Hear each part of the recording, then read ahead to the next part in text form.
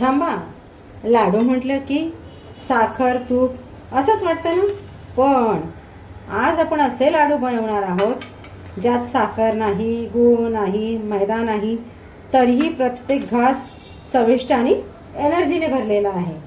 आजच्या रेसिपीमध्ये मी काही खास ट्रिक सांगणार आहे ज्याने लाडूंचं टेक्स्चर आणि बाइंडिंग दोन्ही छान होता. चला तर मग वेळ न घालवता आजच्या रेसिपीला सुरुवात करूयात. आजच्या रेसिपीसाठी लागणारं साहित्य आपण थोडक्यात बघूयात. 200 ग्रॅम काजू, 200 ग्रॅम बदाम, 100 ग्रॅम खसखस, 100 ग्रॅम सुकं खोबरं, 100 ग्रॅम अक्रोड, 100 ग्रॅम घेतल्यात मगज बी, 100 ग्रॅम भोपळ्याच्या बी, 100 ग्रॅम तीळ, 50 ग्रॅम मखाने, 700 ते 800 ग्रॅम खजूर, 100 ग्रॅम साजूक तूप. कढई इथे आपली छान तापलेली आहे. यामध्ये मी घालून घेते 1 चमचा साजूक तूप. यामध्ये आता आपण बदाम भाजून घेऊया. कढई आपली गरम होईपर्यंत आपल्याला गॅसची फ्लेम फुल ठेवायची आहे. कढई छान तापली, त्यामध्ये तूप बदाम घातले की गॅसची फ्लेम कमी करून आपल्याला बदाम भाजून घ्यायचे आहेत. बदाम आपले इथे छान भाजून झालेले आहे, त्यांचा रंग बदललेला आहे, त्यांना सालीवर हलके काळपट डाग दिसायला लागलेले आहे. आता हे गार होण्यासाठी प्लेटमध्ये काढून घेऊयात. त्याच कढईमध्ये मी पुन्हा थोडंसं तूप घालून घेतलेलं आहे. त्यामध्ये घालून घेऊयात काजू. तुम्ही ड्रायफ्रूट्स तूप न घालता देखील भाजू शकता. हेही आपल्याला यांचा हलका रंग बदलेपर्यंत भाजून घ्यायचे. गॅसची फ्लेम कमी ठेवून आता आपण हे जे काय ड्रायफ्रूट्सचे लाडू बनवतोय ते एकूण आपले 2 किलोच्या प्रमाणात तयार होणार आहेत बनवून झाल्यानंतर. काजूही आपले छान भाजून झालेले आहेत, त्यांचा हलका रंग बदललेला आहे. आता यांना आपण प्लेटमध्ये काढून घेऊयात गार होण्यासाठी. ड्रायफ्रूट्सचे लाडू बनवताना एखाद दुसऱ्या ड्रायफ्रूट्सचं प्रमाण कमी अधिक असेल तरी देखील चालेल. तुम्ही तुमच्या आवश्यकतेनुसार प्रमाण कमी अधिक घेऊ शकता.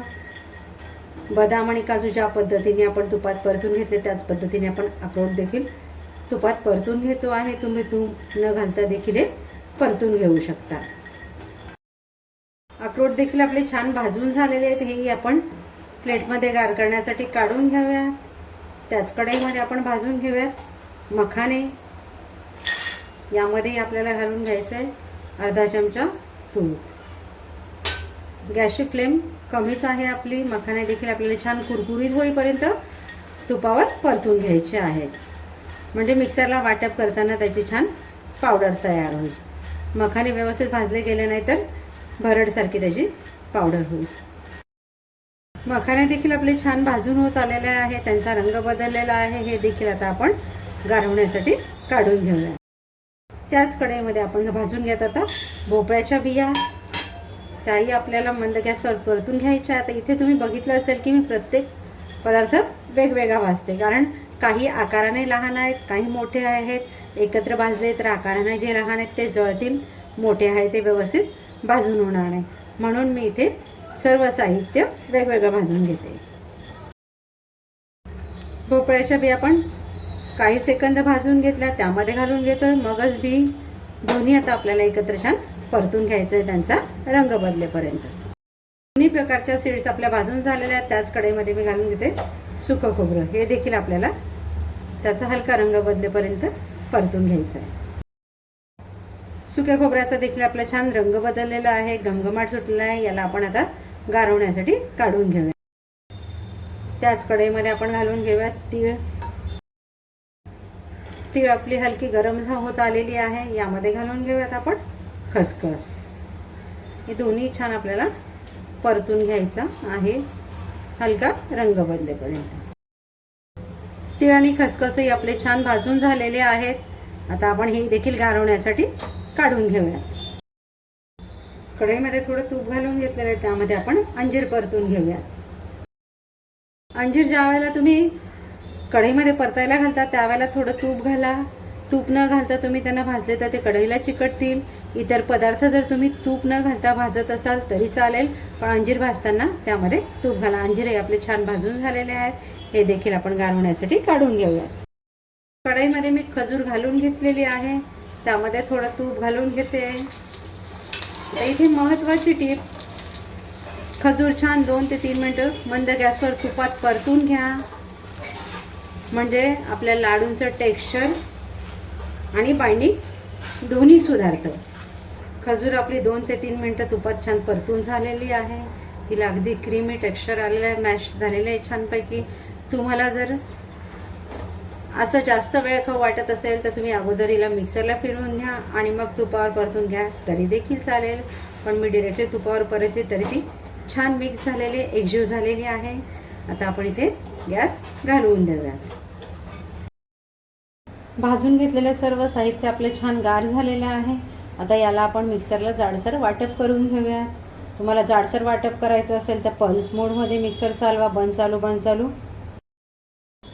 सर्व ड्रायफ्रूट्स आपण या पद्धतीने वाटप करून घेतलं आहे. तुम्हाला जाडसर ठेवायचे असतील तुम्ही ठेवू शकता.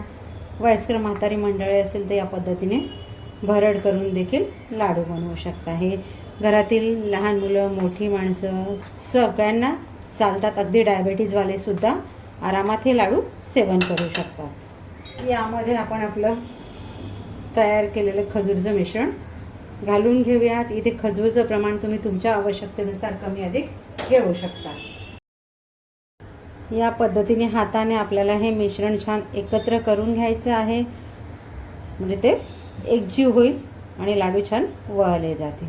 मिश्रण आपलं छान एकजीव करून झालेलं आहे. हातात घेतलं की या पद्धतीने त्याचा गोळा तयार होतो. म्हणजे आता लाडू बनवण्यासाठी आपलं हे मिश्रण परफेक्ट रेडी झालेलं आहे. तर आपण याचे छोट्या छोट्या आकाराचे लाडू वळवून घेऊयात. यामध्ये आपण खजूर आणि ड्रायफ्रूट्सचा वापर केलेला आहे, त्यामुळे शरीराला झटपट आणि दीर्घकाळ टिकणारी ऊर्जा मिळते.